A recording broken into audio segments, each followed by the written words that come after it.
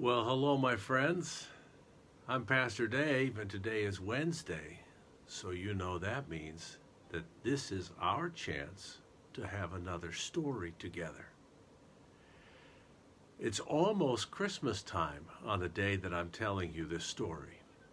And when I look around my house and I look around at church, I see a lot of bright red flowers with dark green leaves. Have you seen them too? They're called poinsettias. And today's story is called The Legend of the Poinsettia, and it is told by Tomie DePaola. And it is a story about a child who learns what it means to give a beautiful gift. Let's listen for the story. I think you're really going to like these words. The Legend of the Poinsettia, retold and illustrated by Tomie DePaola. Lucida lived in a small village high up in the mountains of Mexico with her mama, her papa, and her younger brother and sister, Paco and Lupe. Papa worked in the fields with their burro, Pepito. Every evening, Lucida fed Pepito, gave him fresh water, and filled his stall with clean straw. At home, Lucida helped Mama clean their casita, their little house, and pat out the tortillas for their meals. She took care of Paco and Lupe, and each evening they went to the shrine of the Virgin of Guadalupe near the front gate to see if fresh candles were needed. But every day was not work. On Sundays, the family went to San Gabriel in the square, where Padre Alvarez said the Mass. And all through the year, there were fiestas and holy days which always began with a procession that wound through the village and ended in San Gabriel. One day, close to Christmas, La Navidad, Padre Alvarez came to their casita. "Ah, Senora Martinez, buenos dias." "Good day," Padre Alvarez said. "I am here to ask you about the blanket which covers the figure of the baby Jesus in the Christmas procession. We have used the same one for so many years that it's almost worn out. Because your weaving is so fine, I have come to ask if you would make a new one." Mi padre, Lucida's mother said. "I would be honored, and Lucida will help me."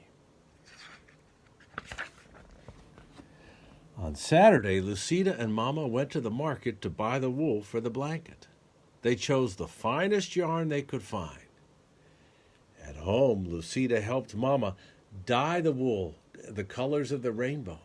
"Those colors will shine throughout the church," Papa said, as he watched Lucida and Mama string the yarn on the loom.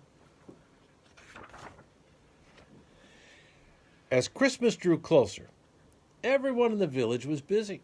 All the mamas were making gifts to place at the manger of the baby Jesus in the church.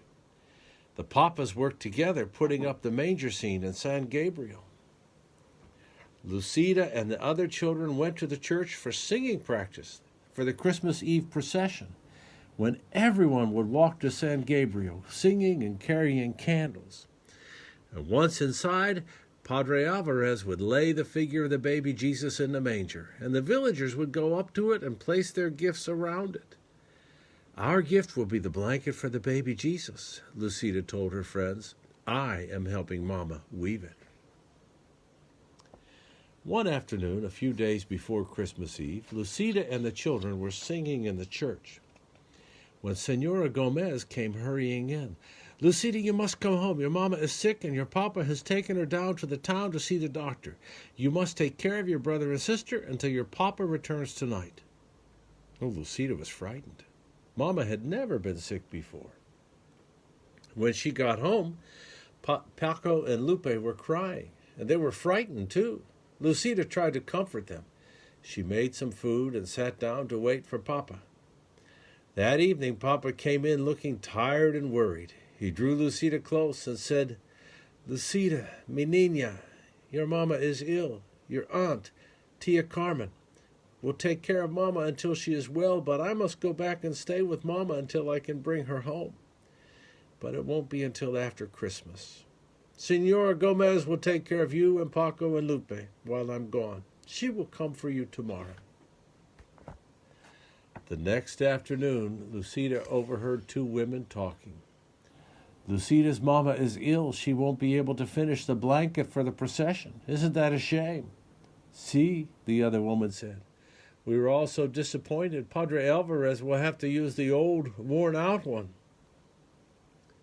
When Lucida went home to feed Pepito and get clothes for Paco, Lupe, and herself, she looked at the unfinished blanket on the loom. "Perhaps I can finish it," she thought. But when she sat down and tried to weave, the yarn got tangled. The more she tried to untangle it, the worse it got.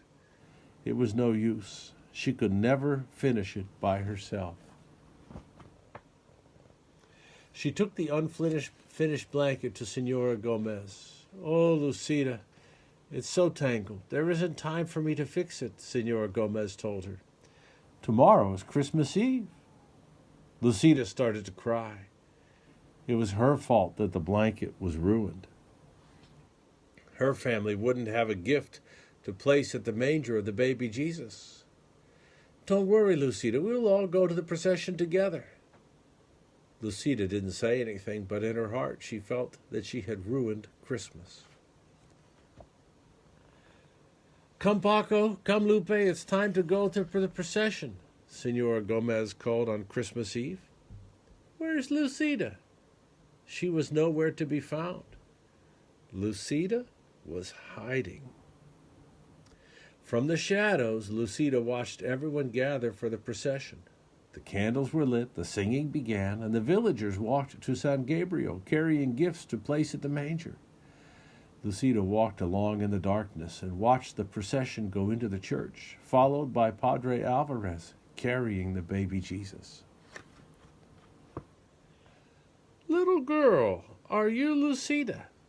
An old woman stood in the shadows nearby. "See," Lucida answered, wondering who she was. "I have a message for you. Your mama is going to be fine, and your papa will bring her home soon. So now you don't have to worry. Go into the church and celebrate Christmas with the others. Paco and Lupe are waiting for you." "I can't," Lucida told her. "I don't have a gift for the baby Jesus. Mama and I were weaving a beautiful blanket, but I couldn't finish it. I tried, but I only tangled it all up." "Ah, Lucida, any gift is beautiful because it is given," the old woman told her. "Whatever you give, the baby Jesus will love because it comes from you."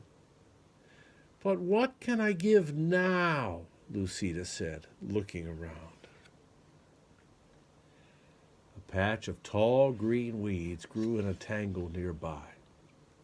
Lucida rushed over and picked an armful. "Do you think these will be all right?" Lucida turned to ask the old woman, but she was gone. Lucida walked into the church. It was blazing with candlelight. Children were singing. She walked quietly down the aisle with a bundle of greens in her arms. "What is Lucida carrying?" a woman whispered. "Why is she bringing weeds into the church?" another one murmured. Lucida reached the manger scene. She placed the green weeds around the stable. Then she lowered her head and prayed. A hush fell over the whole church. Voices began to whisper, Look at the weeds." Lucida opened her eyes and looked up. Each weed was tipped with a flaming red star.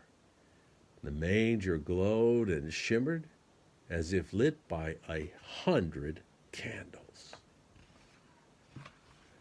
When everyone went outside after the Mass, and the clumps of tall green weeds throughout the towns, every one of them were shining with red stars. Lucida's simple gift had indeed become beautiful. And on every Christmas to this day, the red stars shine on top of green branches in Mexico. The people call the plants La Flor de Nochebuena, the flower of the holy night. the poinsettia. Well, that's the end of this story by Tomie DePaola called The Legend of the Poinsettia. I hope that you like it. Maybe it will remind you of something when you see a poinsettia. I don't know what you will give or what you will get for Christmas, but I hope you know the joy of making or giving a present to someone, and that brings you a smile too. I'm glad we could be together, and I'll see you next Wednesday for a new story. Goodbye.